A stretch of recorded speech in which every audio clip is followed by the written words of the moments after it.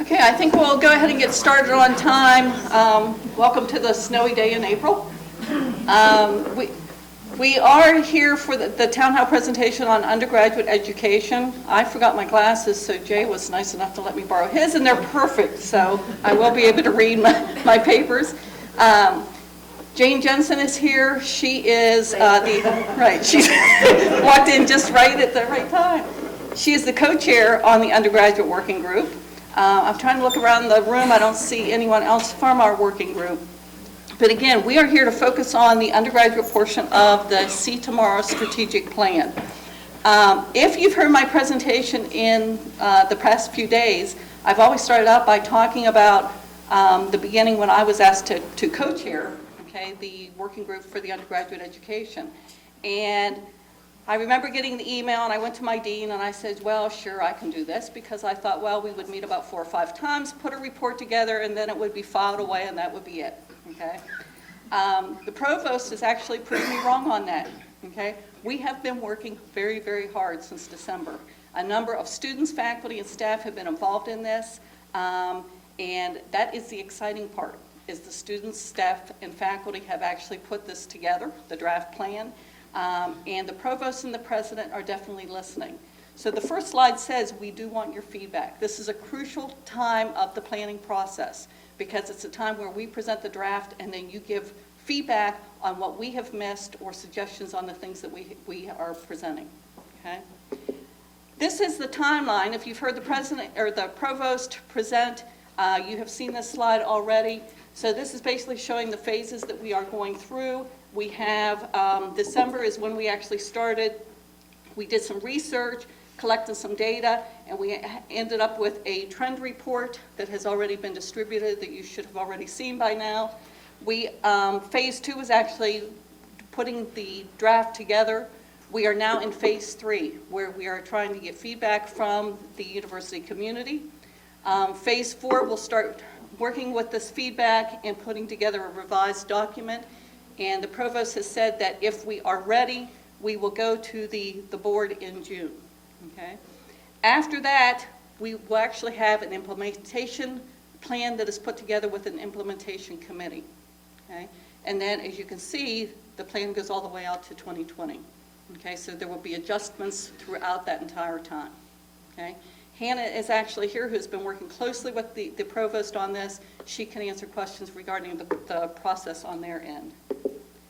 There have been, as I said, a lot of involvement in here. I'm not going to spend a lot of time on this, but it just shows the various percentages of the faculty, staff, and students that have been involved. And approximately 785 people have actually been involved in this planning process. So we've had a number of town hall meetings, speaker series events, and then the planning committee. This is working group 1. So this is the undergraduate education working group. I don't expect you to be able to read all of that, but it's just to show you that we have had numerous people working just on the undergraduate portion. So there's been a number of faculty, staff, and students that have been involved in this planning process. I just wanted to briefly mention the phase 1 where we did the research and benchmarking. We came up with 9 key trends, and again, I'm not going to go into detail because this is in the report. But this was a very important aspect where we did spend some research and look at the trends. Okay? From the trends led to our strengths and challenges, and I'll talk about that in a minute. So this is what the structure of the plan will look like, and I think Hannah is going to pass around a paper to get names, right, I'm reminding you, and emails, so that we can actually send you a copy of the detailed plan. You need to keep in mind that when we present today, we're only presenting a portion of the plan. So you will want to try to read that in your spare time. It does start with the University of Kentucky vision. Okay? It does talk about the trends that we just presented earlier. From the trends, we looked at the strengths and challenges within the various areas that we wanted to focus on. We developed goals, actions, okay? And under those actions, we have tactics. We are now working on trying to put together some metrics so that we can actually measure, okay, our success in these actions and tactics, and then the implementation will come later on. Okay? So ways you can provide feedback. We have quite a bit of time today where we can spend a lot of time discussing this, and so we do encourage you to speak up if you have suggestions and feedback. We will be talking today about the actions and tactics, not the implementation. And so that's important. If you're anything like me, I want to see what are we going to do to get this done. You have to keep in mind that that's going to come later, okay, in the fall. And when we get your emails, we will send you a report. You can read it at your leisure, and I'll give you some information at the end where you can send your feedback. This is the structure of the University of Kentucky strategies and goals that were actually put in place in working on this strategic plan. So what the university came up with are 3 different strategies, and under each of those strategies are the goals, okay? So the first strategy was strengthen and focus our core mission, and under that you can see that we're really focusing on our core mission, the undergraduate, the graduate, the research, okay, and providing a meaningful impact on the Commonwealth and community. The second strategy is really to advance a community of engaged citizens. This is focusing on faculty, staff, and students, providing a positive work environment for the faculty and staff, and become the place of collaboration for people of all identities. I want to point out when we talk about the undergraduate part, some questions that we have been getting is what about diversity? Because we don't mention diversity specifically in our undergraduate component. I do want to mention that we had many discussions on diversity, and so did the other working groups. And so what they have done is they felt that the diversity was so important that they've put it into the goal number 6. So that's a standalone goal. And I assume they will be presenting that part of it later on. The next one is engage in smart growth, operational excellence, and accountability. And this is really where we say, how can we transform the campus, the brand, and the infrastructure? And then develop a financial plan that will allow us to do all these things. Okay?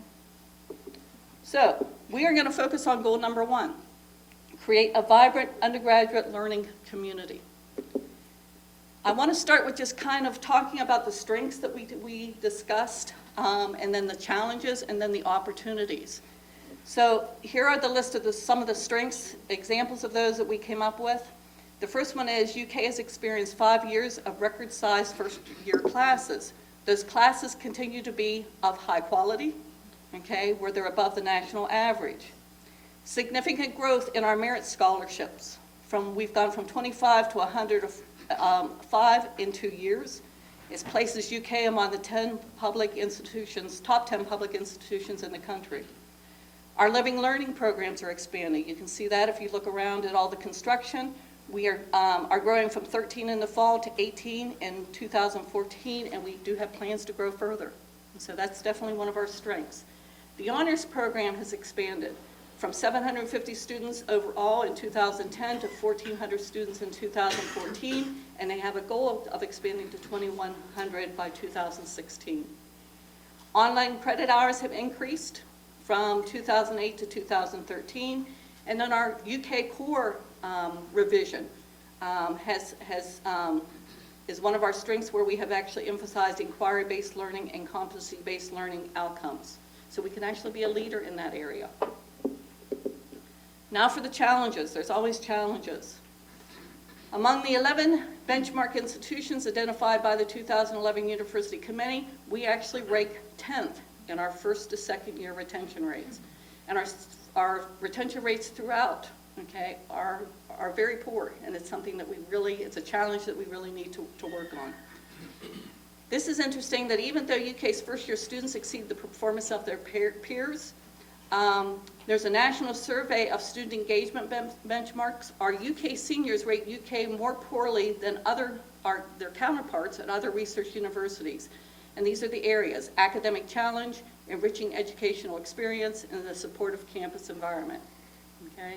So we really need to do some work on how the students perceive their education here at the university. Students are arriving on campus underprepared. The Council on Post-Secondary Education said there's about 8% of the students that arrive on campus are not prepared for college education. And then finally, the approval process for new academic programs. It can be slow, it can be variable, and it can be unwieldy. Okay, so we need to make some changes there. So now we get to the opportunities. Okay? Technology has increased presence in our learning environment at both UK and at other institutions across the nation. We put the retention rate as an opportunity. We have an opportunity to make changes so that we can increase our retention rate.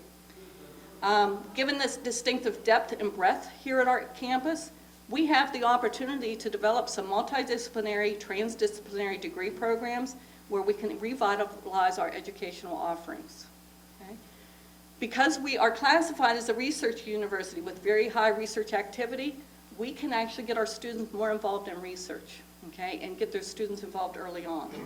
And then finally, experiential education is becoming increasingly utilized by students. We have the opportunity to enhance that. So those are our strengths, challenges, and opportunities that led to our 3 actions. Okay? The 3 actions that we have are focus on an integrated and interdisciplinary learning, engage in high-impact teaching and learning opportunities, and achieve national excellence in student support to the degree. So I'm going to go through each one of those and talk about the tactics under each one. Okay? So the first one was focus on an integrated and interdisciplinary learning. The first one has to do with the fact that we have seniors who are rating us poorly. Cultivate academic pride in our UK degree. So really try to infuse that academic pride with the academics, okay, so that the students are proud of their degree at the end and realize that they have the value in the UK degree. Increase multidisciplinary and transdisciplinary degree programs, certificates, and dual degree programs. So you saw that as an opportunity, and we have added as a tactic. Expand innovative living learning programs. So ensure that our students that are living in these living learning programs are actually getting some value out of them in some interdisciplinary activities. Embed high expectations and meaningful assessment of student learning to demonstrate the value of a UK degree. So this really gets into our UK core that I emphasized. We have an excellent UK core with competency-based learning where we're doing outcomes assessment, okay, expanding that so that we can be the leaders in that area. And then finally, expand opportunities for undergraduate enrichment programs. Some good examples of that are the honors, the global scholars, and the university scholars, just to name a few. Okay. So that is action number 1 with the tactics. Action 2 is engage in high-impact teaching and learning opportunities.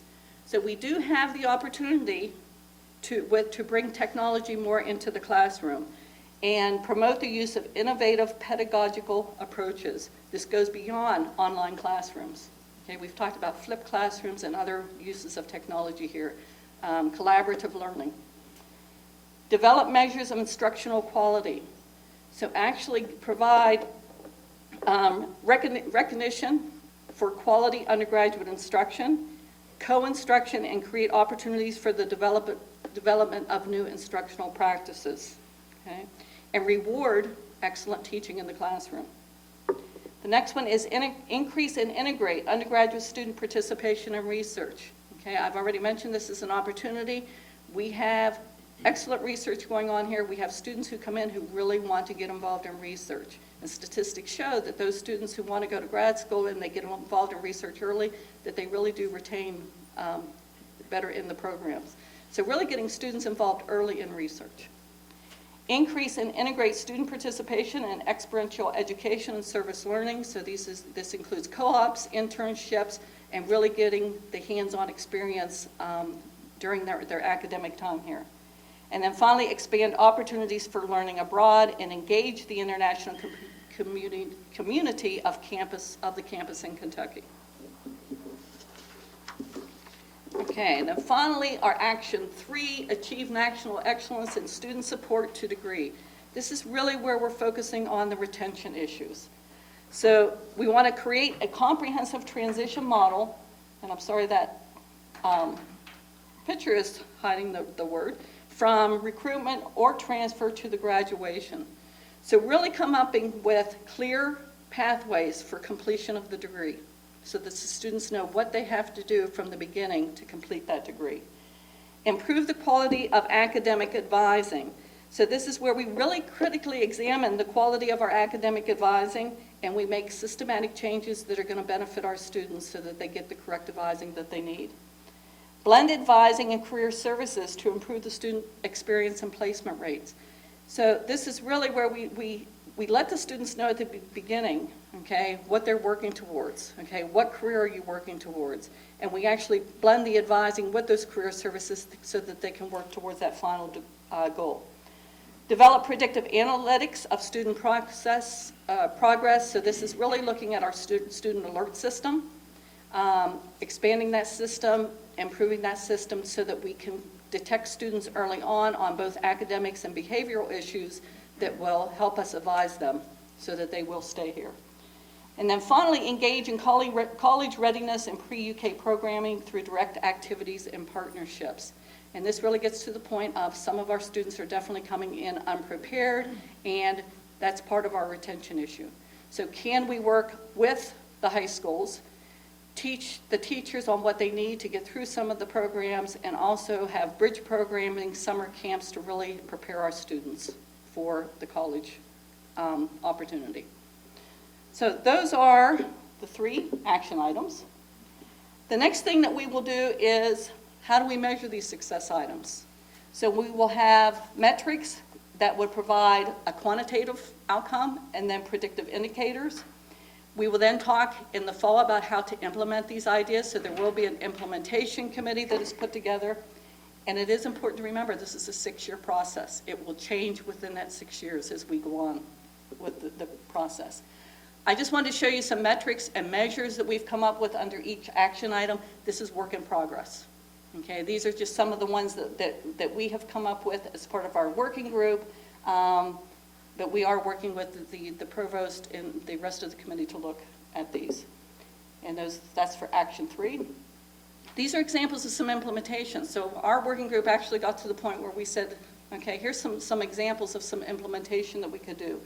So you can read through those, conduct a thorough audit of what academic programs we have and how they compare to benchmarks. Evaluate and minimize barriers in developing or improving interdisciplinary programs. Examine the resources needed to provide experiential learning experiences. Create an integrated student support program with clear learning goals from recruitment to orientation to graduation, and examine the student pathway from admissions to the major to avoid obstacles.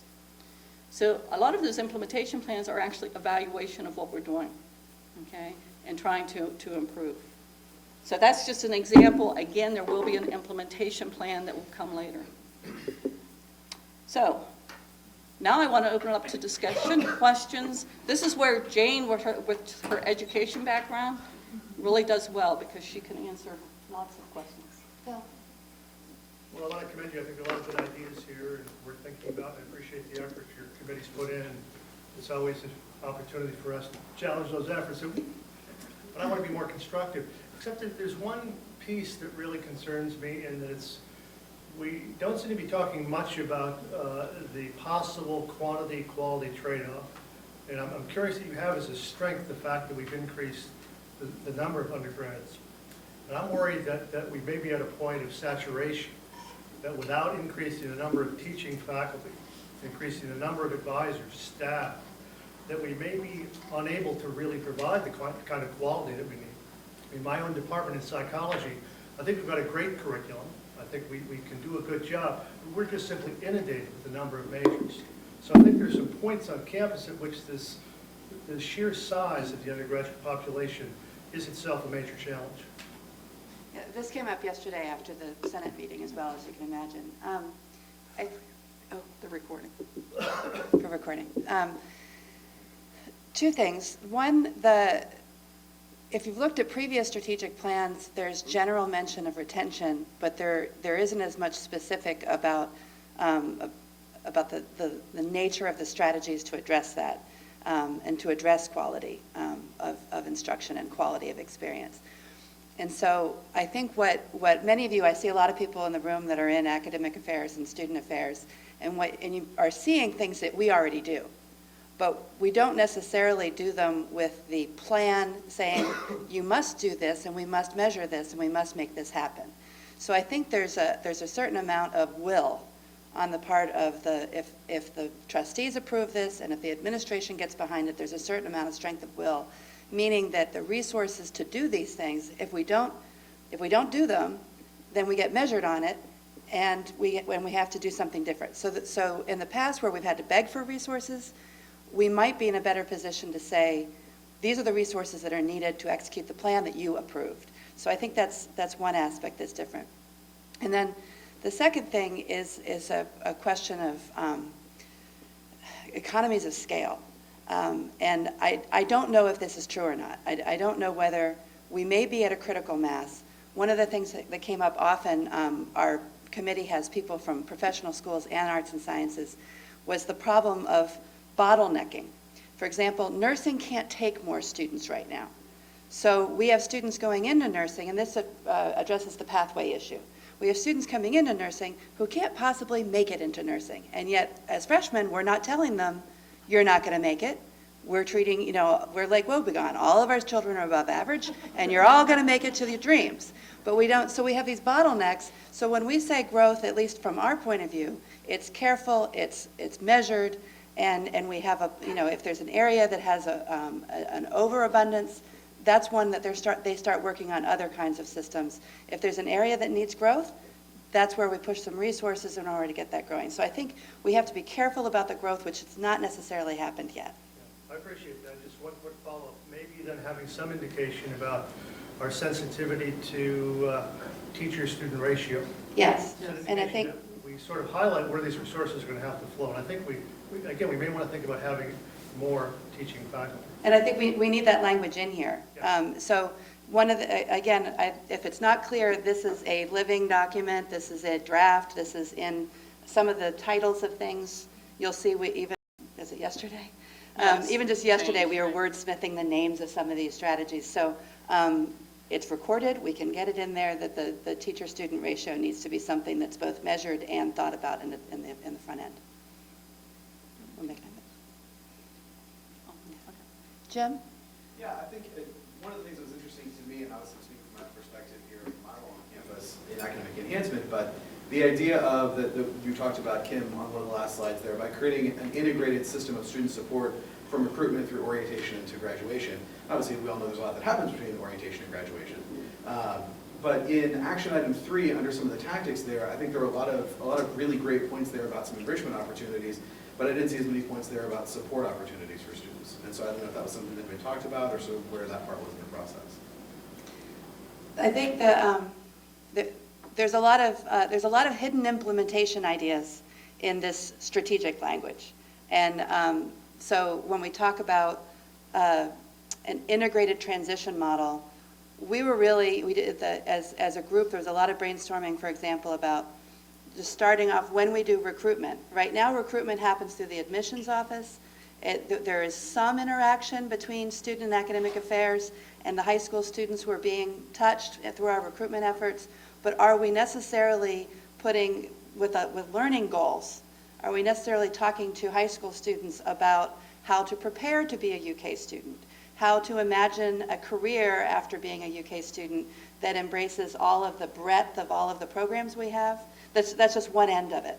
Then once they arrive on campus, we do K-Week, we have a lot of orientation activities. To what extent is all of that integrated into the learning objectives of the curriculum? So these are thoughtful steps that are obviously implementation items. So it does seem a little fuzzy right now, and I know a lot of you, because you work in these offices, are seeing, that's me. And yes, it will be you, and that's the place where, when we get to the point of the implementation committee putting together the plan this summer or next fall, we're going to need really active voices. That's kind of speak now or forever hold your peace for the next 6 years. But it may benefit us to go back and where we have enrichment, also put support. Because I think that does need to be emphasized right up front, that we need those support services, as you know, I really support. And another place to do this, as we mentioned, right now we're working on metrics. And if you saw the list of numbers, this drives me crazy because it's, the retention rate, the number of students being touched by this and that.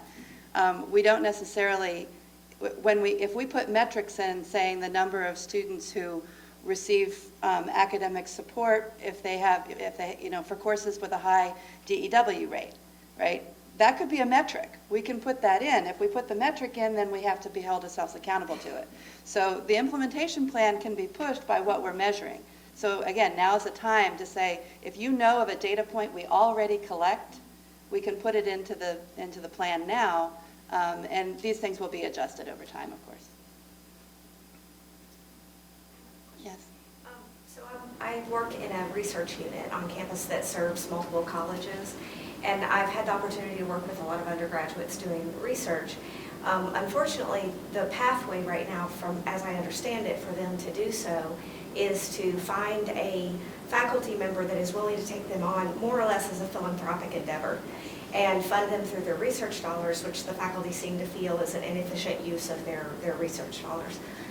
Is there some discussion about undergraduate research being funded through tuition going forward, or how's that? Again, implementation and strategy. Exactly. We had this exact conversation, not just about the faculty resource needed in order to supervise the students and to develop their research agenda, but also the laboratory expenses. Also, one of the students was adamant about making sure that we were clear that it's not just bench science, that there's also areas of research that occur in the social sciences, the applied sciences, professional. The students are interested in those too, and right now those aren't clear because there isn't a laboratory for them to go join. So how do they get involved in those things? So there, as an implementation strategy, there would need to be a conversation about where the money comes from. But as a tactic, we need to make sure that we want to measure how many students are actually doing this and whether they're getting the benefit of it. So part of it is we need to make sure that we're measuring the expense of what it takes to make that happen. I mean, a good start with this, and Ben can shoot me for saying this if he wants to, but I would like to see a research track in the honors program. And that's, focusing on the honors, but it would be a good start to actually have a formalized research track within the honors. So that would be an implementation example. So this is why you volunteer for this job? You get to say implementation ideas out loud in front of people and then they don't go away. Write that down, Ben. Yeah. I have a question about the first to second year retention rates. Was there research that was done with those students on the most common reasons that they leave? Are they academic? Are they financial? And was that incorporated into your strategic guidance? Ben, do you mind speaking a little bit about what our retention group is doing? Sure, I can talk a little bit about that. First off, to go a little historical perspective, IR office has published some older research specifically that's looked at those first and second year retention rates. And what we found is that the older literature that has continued in our surveys more recently is that the reasons that people leave UK are very similar to the reasons they leave any academic environment. That academic performance is going to be a major issue, especially with in-state students. Out-of-state students, it's a little different, however. It's social integration. It's their ability to make connections here in the UK. So we're seeing with the out-of-state students that they're still doing well academically, but they're going back home. And then within that, we have a large category of people who report that they're going home for personal reasons, and we can't quite tease out what that is. It could be a relational issue. It could be a family illness issue. But those are the primary aspects. And I can give you references to those older IR documents if you want to see them. They're pretty detailed. They go into some detail. But there's not anything particularly surprising about why they're leaving. I think one thing that we need to look at is why people stay. That's another question that we haven't looked at quite as well. Where are our successes? If we're seeing that a student is at risk if they fall into a category, either first generation or they're low income or underrepresented minority, or if there's an academic issue, and we've had an intervention that's helped them stay, we need to document that just as much so we can extend that. And that's the more exciting area, I think, is trying to figure out those positive things that we are doing so that we can extend those. So they've actually, can I talk about the 300 initiative? So they have actually taken a model, developed a model based on previous history on why students leave. They've identified 300 students that are within that 50% range of staying or leaving. We targeted not the students who are most likely to stay or most likely to leave, but those that we think are exactly in the middle. That are in the middle. And those names have been sent out to the various programs to get in touch with those students and try to encourage them to either stay, or if they're still having grade issues, as some of them were in engineering, to try to reach out to them and say, have you thought about a different major? Let's talk about that before you go home for the summer, so that they feel more comfortable in coming back. So there is a really nice initiative going on with looking at retention and trying to improve it. I'd say that arts and sciences, in addition to engineering, has done particularly good in reaching out to the students that they have in that college. There's about 58.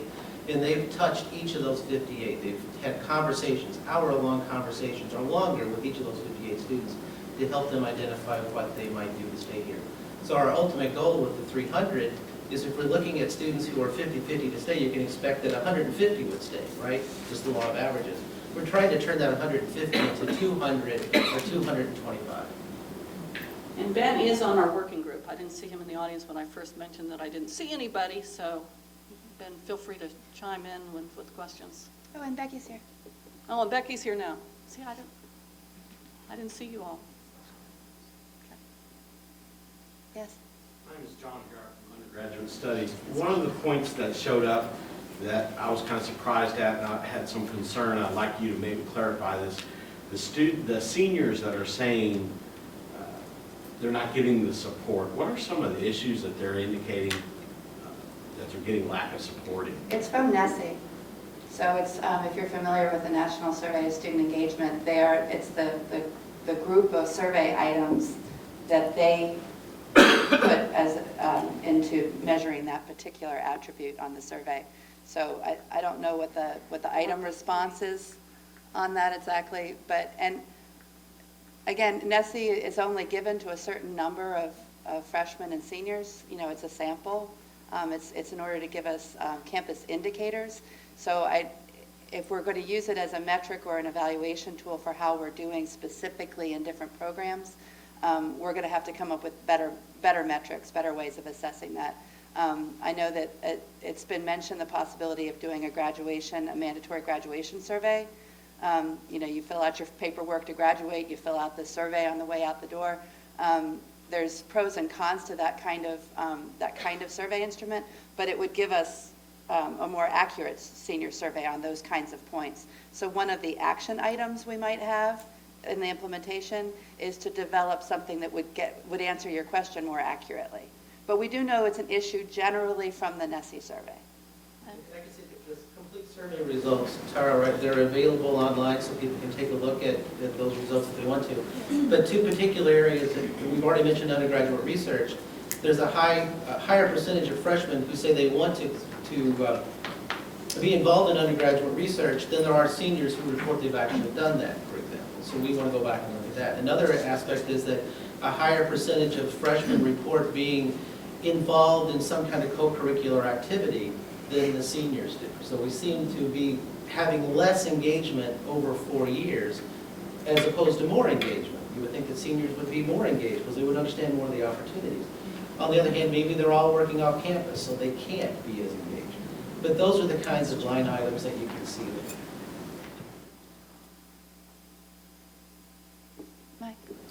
A couple of things, one in particular that I want to talk about. I've been to 2 or 3 of these meetings, and there in that survey, that second blurb at the end, talks about enriching educational experience and supportive campus environment. In the 2 or 3 sessions that I've been at, no one has mentioned the silos that we have here at UK and breaking down those silos by department by department. Yeah. And I think that has to be addressed in order for us to discuss and talk about how are we going to meet these expectations and move forward. That was number 1 on the list for the committee, and it was number 2 and number 8 and We number. discussed it, right? And I encourage you, when you read the whole narrative that Hannah will be sending to everybody since we have your emails, see if we've captured it enough. When the language of integration refers to campus-wide communication, campus-wide structures that communicate across the silos. That's what integrate means to us. And when you read the longer narratives that go with each of the thing, it's explained a little bit more. But if it's not captured strongly enough, please suggest ways that we can do that better, because that was the intent of those integration words. And getting to your point about why are they not staying, well, we know that there's a variety of personal reasons that a student might not stay, but if they're running into some institutional obstacle, some kind of structural obstacle, not being able to get into the major that they've dreamed since being a child that they were going to do, and not having any other options because they haven't thought about self-discovery yet, that kind of thing. Those are structural issues that we have to address. And so when we say a transition plan, like, you know, the integrated transitions from recruitment and transfer, Ryan, I know you're here, from recruitment and transfer all the way to graduation, we're referring to the students shouldn't see a silo. I always talk about they've got the paw print, blue paw print on their cheek. They're a UK student. They go from entry to graduation. They don't see the silos coming in that we know are there until they run up against those walls. So we need to try to break those down. And maybe what we need to do is emphasize the integration more in the advising, because I think the integration is emphasized a lot in the academics. In but strategy two, two, and it needs to come non-strategy out a three. little bit more in strategy two, right? Yeah. Yes. Pat Whitlow, I work with external scholarships, and one of the things when we talk about academic pride, I think some of the students that we work with who either received these awards or who have been very successful in the process do leave with academic pride, and there's a lot of engagement from faculty and others that go into that process of helping them get ready. But there's also a limitation because the office is very small and not all faculty are able to participate in that process, and I don't think they get anything other than my heartfelt thanks for doing that and the students. But if students are going to be really successful for these major awards, they have to have multiple faculty, you know, deeply engaged in contacts, but they have to have 4 or 5 letters from faculty who can talk really specifically. And I wish there was a way to also talk about that's one way to develop academic pride, as we have more and more students participate in that process and do very well in that process, but the faculty need to be given some acknowledgement and ownership of that as well when their student wins a major award and they've been advising them for 2 years toward that process. How do we do that better? Make more acknowledgement given. Well, there's 2 things going on in there. One is and we talked about this at length, how do we encourage faculty to be more involved in undergraduate education? How do we set up structures that allow faculty to mentor students? And this mentoring is exactly what you're talking about, knowing a student well enough to be able to write them a first-rate recommendation letter for a competitive award. But also knowing a variety of students well enough to be able to know their name walking across campus, or, you know, the little things that we think of as being small campus kinds of community things. And we have that, but it's not easy, and it's not acknowledged and rewarded very well in our structures. And there's one of the other goals, and I'm forgetting which one it is, I think goal 5 refers to faculty reward structures and so forth. They're in that goal. Right. So that's something that will be touched back.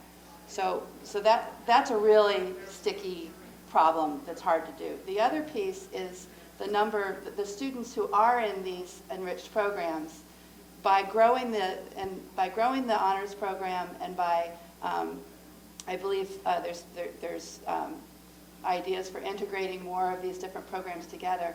The larger the mass of students you have of high achieving enrichment program students, the more their experience becomes extrapolated out to the students who are not necessarily in those programs but know someone in those programs. So instead of being a tiny group of students that are isolated, they become kind of more mainstream and their influence is felt. And we do see research on honors programs nationally where honors programs can have an effect on campus climate in that respect. So, thanks, Pat. Dana, Dr. Malone, as of yesterday. I just had a question about the metrics, and it seems very quantitatively heavy. So I was just curious about discussion or plans about adding some qualitative pieces, both in a summative way and also as your indicators along the way and in the progress, so we can get more information about the student experience. I think which kind of goes back to some of the quality versus quantity questions, that maybe we could capture some of that quality of experience through the student voice in more of a qualitative nature. You know how I feel about it. I'm an anthropologist. We're struggling right now because the metrics that we currently have at the university are mostly performance metrics used to report out to the state, to other, for our national rankings in a variety of ways. And we have a lot of good information in our review processes internally, but those aren't showing up in these metrics yet. So what we've been told is that we have to, for the plan, we have to have something in place that we can show the board. So that's the if we're ready kind of aspect of if the plan's ready to go to the board, we have to have metrics in it that we can show the board that data we already collect. That said, if we know that there is a certain kind of information that would help us to develop formative assessments, that would help us to develop programs, that would help us to evaluate new structures, that kind of thing, those can be action items. To say there's an action item that we will create this analytic structure that includes a more qualitative piece, and that it will be implemented here. So that it becomes part of the implementation plan in addition to changing practices or reorganizing structures. So as you know, part of the problem is that when CPE asks us for a retention rate, they don't necessarily want the narrative story of why we managed to keep these 300 students through these high-touch practices. All we know is that we have 300 students, we did this too, and this was the outcome. So it'll be a balancing act for to what extent we can report items that other people can read easily, and to what extent we get information that we can use to affect our practice. Yes. I'd like to, we pointed at two different people. Back on that just a little bit. So you've got percent of class sections that utilize enhanced pedagogical methods. So to me, just the number of sections doing that doesn't really reflect the learning outcomes that we want. So one of the things that is a concern to me when we talk about academic challenge, which was one of the places where we didn't do so well, is just this trend in higher education in general for grade inflation. So I was wondering if your committee talked at all about having a more holistic, a more balanced way of grading or evaluating teaching that goes beyond what we have currently.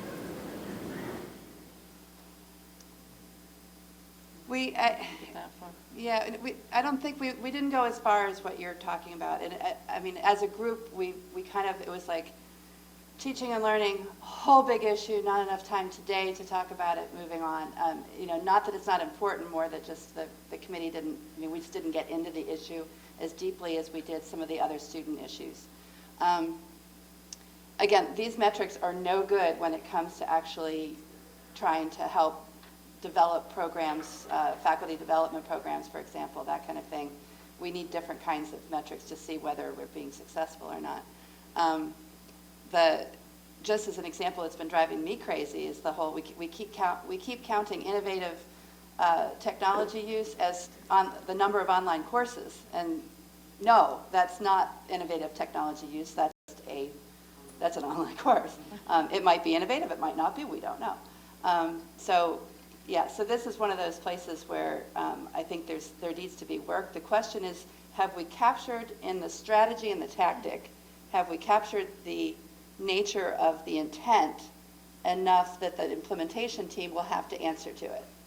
So again, I would ask you to read through the narrative language that goes through with these points, and if you have red flags or language that you think would be helpful, please send it in.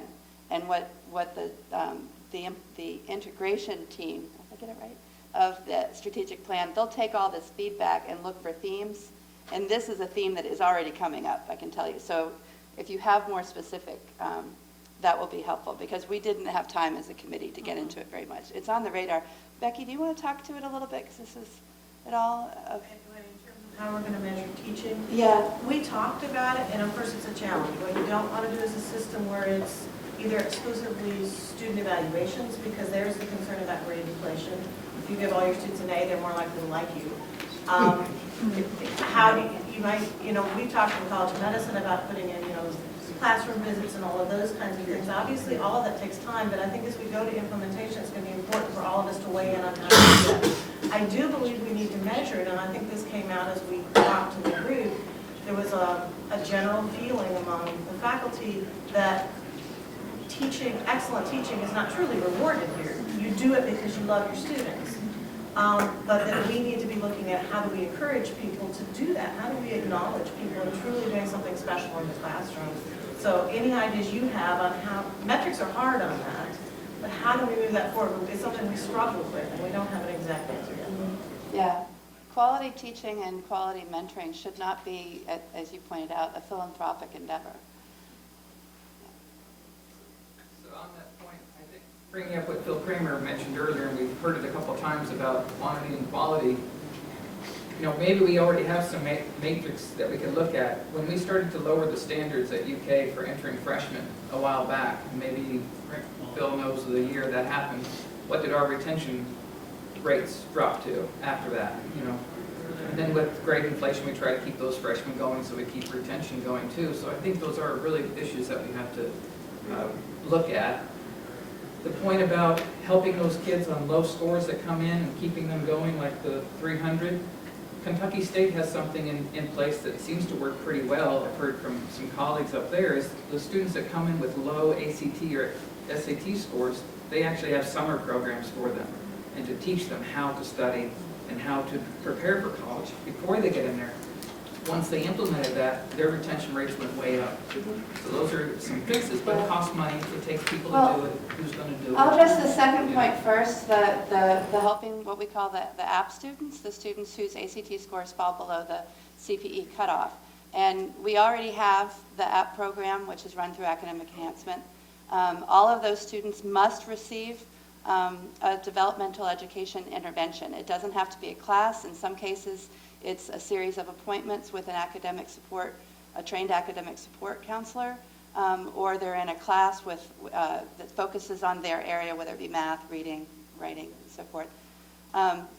The first point, though, about the overall quality of the class, Ben, I don't know if you want to speak to where we are now. I was under the impression that we actually had been going up overall quality.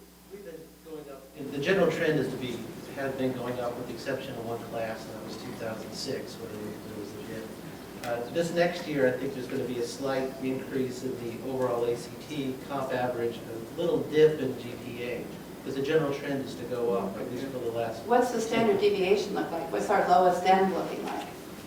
I mean, do we still have a group at the low end?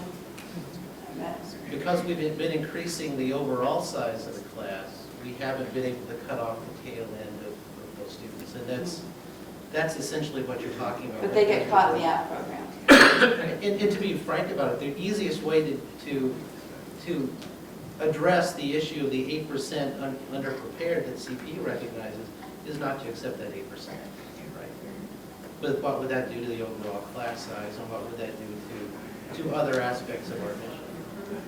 I do worry about what Phil mentioned too, is that the teacher to student ratio, it'd be very easy for a department to say, okay, faculty, we need to increase the number of sections that you teach and reduce the big, large class. What will that do to research faculty and their programs? That could be a quick fix, but boy, that could have a big impact to keep programs going. Most of the research faculty that are hired here do not have pedagogical training when they come in here. We do have CELT, and they try to help out, but who has time to go to those and actually participate? Well, I think that's your point. We do have CELT, they try to help out. That's not exactly answering a strategic plan initiative to improve quality of instruction. So There's a whole different mindset that would have to come in hiring faculty and actually keeping them going and mentoring those new faculty along with it, besides just saying, hey, where's your grants and where's your publications? On that idea of undergraduate research, I've been here 18 years and I love taking undergraduates in my lab and working with them. But you keep getting inundated, how many more can you take? And then where's the resources when you do take them in? And it is bench science. They do break things. There's no funding that has come into the lab to help support those students. And there's a limit to how much you can take. tangible evidence. You can take students in and just put them with a graduate student. That doesn't give them that good of a rewarding environment. You've really got to work with them. But how do you grab the content besides just that they're working in a lab? How do you have tangible evidence of some success with them? Maybe presentations, something like that, if they're going to meetings. There's lots of avenues for those, but just taking students in and inundating faculty is not going to really help the thing. They're just going to push them off to other students. But how do you take them in because you enjoy it? It's like teaching. You want a good teacher because you enjoy doing that, and you want to reward, those students because they're rewarding you in a way. But that's a whole different mindset than what we've been used to here. Pushing research grants. Now, for many years, it's always been about the grants and things, and this 100% turnaround, 180% turnaround is a big change for many faculty in their views. So I think it's a very slow process. It's going to take time. And that's becoming more and more challenged also because the students are coming in as freshmen and they say, I want to get in the lab. I want to start now. And so, exactly. Yep. We heard you. Phil? I don't want to beat a dead horse, but let me beat a dead horse. That measure you had, Kim, on the percent, because a colleague had spoken about that, but I want to come back to that because I'm worried that as your recommendations go forward with the metrics and that there's going to be this tendency to grab metrics that we can count. And it's so easy to count the number of courses that are online or using. I use an electronic textbook, I flip the classroom, and my students flip me off. It's big work. You've been reading Prof Hacker. Some measures to get in and evaluate the quality of these things that we do. We've been doing so many things here for so long. It's frustrating to me that our retention rate isn't already higher. We've been bragging every year, it's the best prepared class ever. At some point, raw material should matter, but it doesn't. And so I worry that the things that we've been spending lots of money on, we've got a kind of a shotgun approach. Really, we got to come in and focus on that a bit more. Really become strategic. And I think under Ben's leadership, there's an indication we're going to be doing that. But I'm not convinced that many of the things that we do really are working. I think we ought to ask, why aren't they working? Yeah, That's a good point. if just something quick, and then Anna, I want to get because we measure, but we only count. We don't actually analyze. And I think one of the things that I'm sensing that's actually coming out of this administration and this planning process is a desire for more analysis. And I think that's a good sign. But we need to keep pushing. So if there isn't a current metric, because counting doesn't do it, because counting doesn't get at the quality or what have you, we need to ask, what is the research question, what is the analytic question that has to be asked, and put that in the plan as an action item for the first. I would imagine if this plan is really ideal, the first 3 years of it are going to be very research intensive, very analytic intensive, so that we don't keep shooting off the shotgun, that we actually start targeting more specifically. I'm sorry. I think a good example of, I presented this to the advisors in the College of Engineering. They spend a lot of time doing these early alerts, and there's quite a few of them. And so they get the messages that there's students who are having problems, they contact the students, they send a report back saying, we contacted these students. So we have the number of students that we have contacted through early alert. They're not getting feedback. We don't know if it's working. And so I think that's a good example where we're counting numbers, and we're spending a lot of time on something, but we don't know if it's working. So we need to get that information back to those advisors who are doing that. I'm Bosch from the College of Arts and Sciences. I wanted to follow up on what Phil was saying because you have a lot of great ideas and a lot of really worthy values that are exemplified in this report. But I worry that some of the things that we're bringing up actually will end up working at cross purposes or working against one another.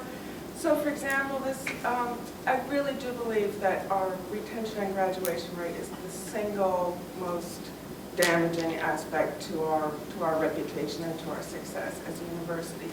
But a lot of the points that you have up there on your page of metrics, I think it was a page or two before this, are at the very beginning of the yes, right there.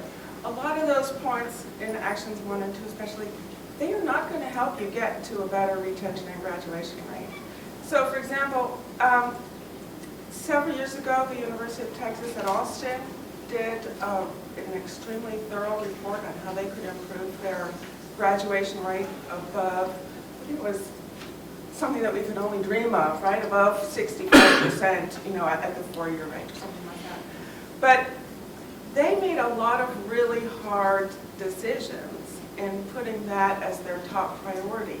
Something as simple as not allowing a student to do a minor or not allowing a student to do a double major if it means that it would take them longer than 4 years to graduate. And a lot of the things that you're suggesting here are things that I value as an academic.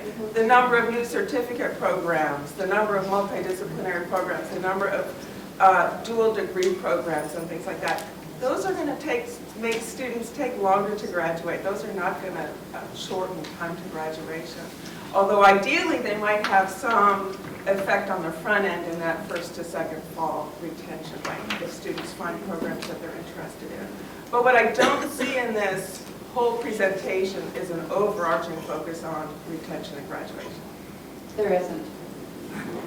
No, I mean, it never, it kind of was always there, but at the same time, it was, I think the overarching focus is that number one tactic on the number one strategy is let's change the tenor of the experience to one of academic pride. And that, yeah. And that's wonderful. I don't debate that at all. Yeah. I just think that we have to realize that going forward, we will be taking some actions that are not going to get us any closer to a better graduation rate. So I just wanted to go back quickly to the metrics. My name is Hannah Eddy, and I'm the Director of Provost Initiatives. So right now, all of the working groups have been working very hard on the actions and the tactics that were presented at the beginning of the presentation. Now they're beginning to really focus on those metrics, and we've asked the groups to take a look at both metrics, sort of those more quantitative items, and also what we're calling progress indicators, which is the more qualitative items. So you will see both of those emerging from the plan. As Jane had mentioned, the metrics are primarily what we have now, but we really are working hard to determine what we should be measuring as far as the progress indicators go as well. So there should be more of a balance coming out. This is their initial work. These are sort of things that we're already counting, but they're also taking a look at those progress indicators.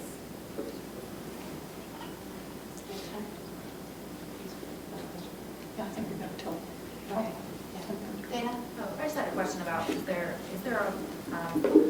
in thinking about the progress indicators and thinking about the country data we already have, I mean, is there that part of the discussion or the plan in terms of almost like a survey of what, I'm sure in this silo effect, I'm sure there's a lot of, I know our department, we have a lot of great data that we could talk to about, share about this kind of stuff. So is there some sort of, is there a discussion about that? What do we already have instead of reinventing the wheel, especially as in terms of the progress indicators and what's already out there in terms of the programs that people are, that we're doing that support students and then building from there? We were asked to look at the metrics, I think, last Thursday. Right. And For years, we've been trying to push, and it started probably over 10 years ago, to try to get on faculty evaluations the outreaching component that you do. We would put the FMERs on electronic version, and you had boxes to fill in, such as what do you do for community outreach? What are you doing with high school students? What are you doing with school teachers? You could generate that matrix and that data pool very quickly, but we haven't been able to do that. We've attempted a couple times in this university to actually capture the outreaching component, and programs have been written and nobody enters in any data. But if it was a mandatory, here is your FMER, and you got to put that in there. And I assume that's what we call a DOE in our department, our yes, college. DOE, that's what I mean, Yeah. those things. But that would be, are not just on your distribution of effort about what you've done when you report every 2 years, right? Right. Then if that was electronic, you would have all that data coming in quickly, and you wouldn't have to have all these different little pools of different types of assessment and different things. You'd capture that very quickly. But we yet have done that at the university. If I could address that very quickly, I think part of the problem is that each college has their own way of doing FMER. So it's one of those issues of silos that we raised earlier. So we would have to agree as a faculty, as colleges, in order to turn that over to a more centralized system. And that sometimes is a difficult conversation to have. But you're certainly right. I mean, we are asked as faculty, as staff, to provide myriad reports every year that could be combined together in some way that would save us all some time. And if I could also address the retention issue that Anna raised, that's exactly right. Until we have a campus attention, put the same kind of a campus attention on retention as a specific item as we are right now with the new budget model, strategic planning, we're not going to be able to make the kinds of leaps forward that we need to do that. The good thing about the strategic plan is it builds that framework. It asks us to pay attention to retention, and it does something else that's vital to retention, in that it asks us to make a better academic environment. Because the best thing that we can do to drive retention is to have a better academic environment. To teach better, to provide more mentoring, to have better classes, to have more of those high-impact practices that we know makes the student life better, as well as things that we're providing through student affairs with the organizations and the clubs. Make that better, and the retention ought to follow if we do the next things in between, which is to look at those structural aspects such as bottleneck courses, etc. There's a campus-wide advisory committee that's right now trying to come up with a plan of its own, a kind of a retention strategic plan that will identify 2 or 3 things that we want to implement each year that ties to that retention model. So that would be something that we would flow into. So that's the next step in terms of implementation. But you're exactly right. Until we do what we did in 2007 and 2008 and make it a campus-wide effort, one that every college has to report on, and every faculty person and every staff understands that they have a role to play in retention, we're not going to see that increase in the numbers. But the optimistic thing is, again, between 2007 and 2008, we increased the first to second year retention by 4 points, right? It took a sustained effort, but we increased it by 4 points. We've maintained it at that level since then. We haven't increased it. It's gone up and down a little bit by about 0.5 point. What we need to do is to have that same kind of intensive effort so we can go up another 4 points and another 4 points after that. And part of that will be going back and assessing what we put in place in 2007, 2008 to see what needs to be modified or ended. And that's the difficult discussion that you're talking about, is that some programs will have to change, some may have to go away, some may have to be added, some policies are going to have to change too. But we have to have that concentrated campus conversation about it for it to happen. Thanks for giving me that soapbox. That was